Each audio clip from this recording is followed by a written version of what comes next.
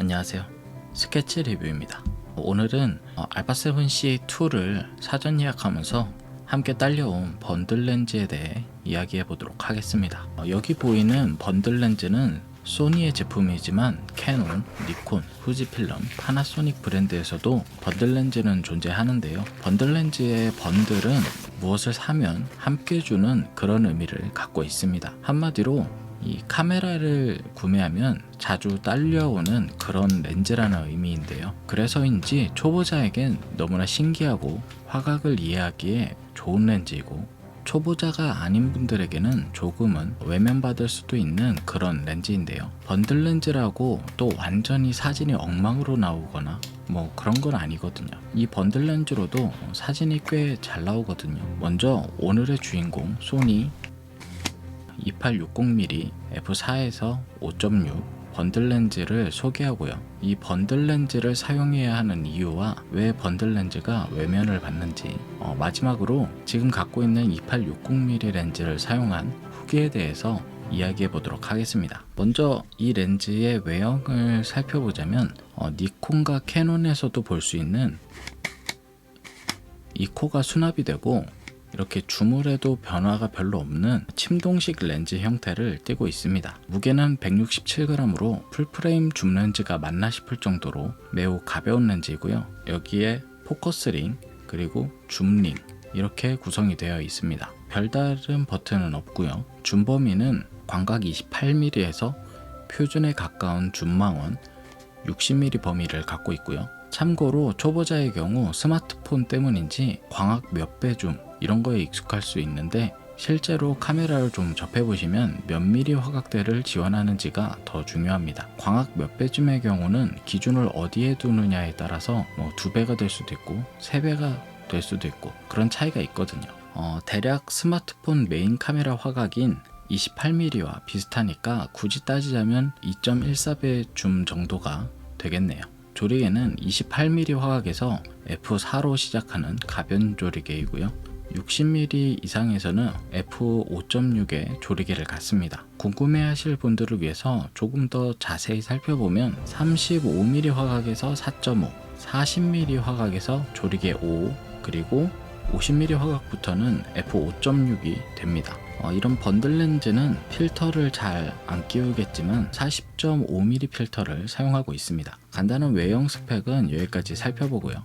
번들 렌즈를 사용해야 하는 이유에 대해 알아보도록 하겠습니다. 저도 캐논, 니콘, 파나소닉, 후지필름 등 여러 카메라를 사용해보고 번들 렌즈도 참 많이 사용해보았는데요. 다시 생각해보면 번들 렌즈를 사용하는 이유는 크게 세 가지인 것 같습니다. 입문자에게 적합하고 가격이 저렴하고 휴대성이 좋다고 생각하는데요. 이 렌즈뿐만 아니라 대부분의 번들 렌즈가 줌 렌즈 치고 해당 제조사 렌즈 중에서 가벼운 편에 속하거든요. 그리고 대부분 해당 브랜드 렌즈 중에서 휴대성이 좋은 편에 속합니다. 아무래도 가벼우면 더 가지고 나갈 확률도 높아지고 취미를 붙이기 더 좋겠죠. 가격은 키트로 구매했을 때가 가장 저렴한 편입니다. 대부분 30만원 내외로 구매할 수 있고, 별도로 구매하면 40만원에서 50만원 정도 하는 것으로 알고 있습니다. 번들 렌즈를 구매하실 것이라면 깨끗한 중고나 키트로 함께 구매하시는 게 가장 저렴하다고 할 수 있겠습니다. 마지막으로 입문자에게 적합하다는 내용은 사용하기 편하다는 내용과 화각에 대해서 공부하기 좋은 렌즈이기 때문인데요. 먼저 번들 렌즈들은 매우 직관적이고 자주 사용하는 화각대를 갖고 있는데요.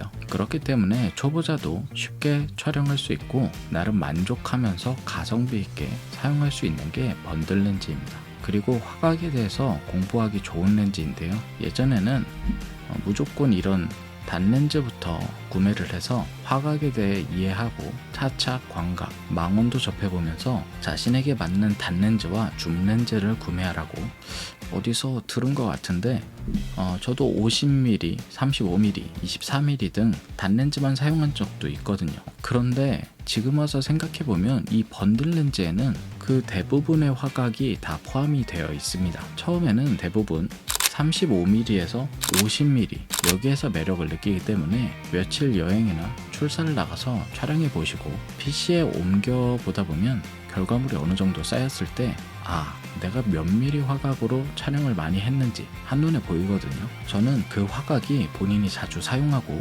좋아하는 화각이라고 생각합니다. 그리고 나서 해당 화각의 단렌즈, 이런 단렌즈를 구매하시면 만족도가 상당히 높으실 거예요. 대신에 여기 줌렌즈에 적혀있는 이 숫자에 맞게 조절을 하면서 촬영을 해보셔야 한다는 거. 그냥 마구잡이로 찍으시면 의미가 없기 때문에 꼭 화각을 생각하시고 난 이런 느낌을 좋아하는구나, 그렇게 이해하시면 사진이나 영상을 촬영했을 때, 특히 사진을 촬영했을 때 재미가 생길 거라고 생각합니다. 저도 처음에는 다른 유튜버들 말도 듣고 인터넷도 찾아보면서 무작정 50mm 화각이나 35mm 단렌즈를 구매해서 연습도 해봤는데요. 물론 두 화각 모두 좋아하지만 결국에는 많이 촬영해 보면서 30에서 40mm 화각을 즐겨 사용한다는 것을 알게 되었습니다. 이렇게 가성비 있게 화각을 이해하기 좋은 번들 렌즈, 결국 외면받는 이유가 뭘까요? 크게 4가지를 이야기할 수 있을 것 같은데요. 이 4가지 중 한두 가지가 부족해서 결국 더 좋은 렌즈를 찾는 것 같습니다. 먼저 이 번들 렌즈는 줌 범위가 애매한 경우가 많습니다. 이 렌즈도 2860mm 화각을 갖고 있죠. 흔히 게르기라고 불리는 가장 많이 사용하는 화각이 24mm에서 70mm인 것을 보면 28mm 화각도 망원의 60mm 화각도 조금 애매하다는 것을 알 수 있습니다. 광각으로 찍을 때는 좀 더 넓게 찍힐 수 없나? 망원에서는 조금 더 멀리 있는 것을 당기고 싶다는 생각이 들거든요. 그래서 화각 때문에 원하는 줌 범위의 렌즈를 구매하는 경우가 꽤 있습니다. 다음으로는 이 가변 조리개 또는 어두운 조리개 때문인데요. 사진을 찍다 보면 F4의 조리개도 어둡다고 느끼는 경우가 있는데, 대부분 번들 렌즈는 조리개가 5.6이나 6.3, 7.1 등등 망원으로 갈수록 어두운 경우가 많거든요. 그래도 소니 번들 렌즈는 최고 어두워지는 게 5.6부터 시작을 해서 그래도 번들 렌즈 치고는 밝은 축에 속합니다. 그리고 방금 말한 대로 조리개 값이 화각에 따라서 바뀌기 때문에 이 노출도 함께 변하게 되거든요. 한마디로 줌링을 옮기다 보면은 밝기가 변하게 되는데요. 저의 경우는 번들 렌즈를 사용할 때 ISO를 자동으로 바꿔서 편하게 사용하긴 하지만, 이게 망원 쪽으로 갈수록 ISO가 올라가서 노이즈가 끼는 것은 어쩔 수 없습니다. 결국 노이즈를 줄이는 과정에서 화질이 떨어지게 되고요. 물론 밝은 야외에서는 상관없습니다. 그리고 화질 때문에 바꾸시는 경우도 꽤 있습니다. 저도 간단하게 테스트를 해봤는데 확실히 상급 렌즈와는 해상도 차이가 나더라고요. 그렇다고 스마트폰과 비교할 정도는 아니니까 걱정 안 하셔도 되고요. 이게 풀프레임 렌즈잖아요. 스마트폰도 선명하긴 하지만 어딘가 지저분하게 나오죠. 이것은 앞서 말한 자신이 원하는 화각에서 이 단렌즈 하나 구매해 보시면 이 렌즈가 바뀌면 왜 화질이 달라지는지 바로 체감하실 수 있을 겁니다. PC나 스마트폰으로 옮겨보시면 때깔부터 다르다는 것이 무슨 말인지 바로 아실 수 있어요. 마지막으로 굳이 이 번들 렌즈가 외면받는 이유를 넣어보자면 마감 품질도 한 가지 이유인데요.